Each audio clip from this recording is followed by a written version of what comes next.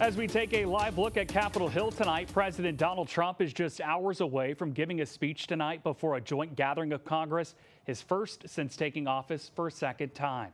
It comes as new U.S. tariffs went into effect overnight and after the White House put all U.S. aid to Ukraine on hold. Natalie Brand reports. 25% tariffs are now in effect on the nation's two biggest trading partners, Canada and Mexico, as President Trump gets ready to address a joint session of Congress tonight. It's going to be very costly for people to take advantage of this country. The U.S. also increased tariffs on imports from China, bringing them to 20%. Each country has vowed to respond with tariffs of its own. Canadians are reasonable, and we are polite, but we will not back down from a fight.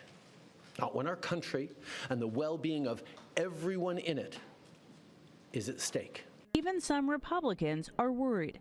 Maine's economy is very integrated with Canada. Certain Maine products, such as lobster and blueberries, are often processed in Canada and then come back into the United States. The president's address here on Capitol Hill also comes as the Trump administration paused military aid to Ukraine following Friday's contentious meeting with President Zelensky. The president has been very clear he wants the Ukrainians to come to the negotiating table. I think when the Ukrainians come to the negotiating table, everything is on the table.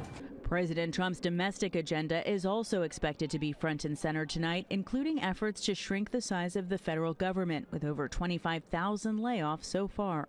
Firing federal workers who do cancer research and Alzheimer's research, that does not make us a stronger country or a stronger government. Massachusetts Senator Elizabeth Warren is among the Democrats who have invited fired federal workers as special guests tonight. Natalie Brand, CBS News, Capitol Hill. Among President Trump's guests for tonight are the widow and daughters of Corey Comparator, the rally goer who was killed when a gunman tried to assassinate President Trump in Butler, Pennsylvania this past summer.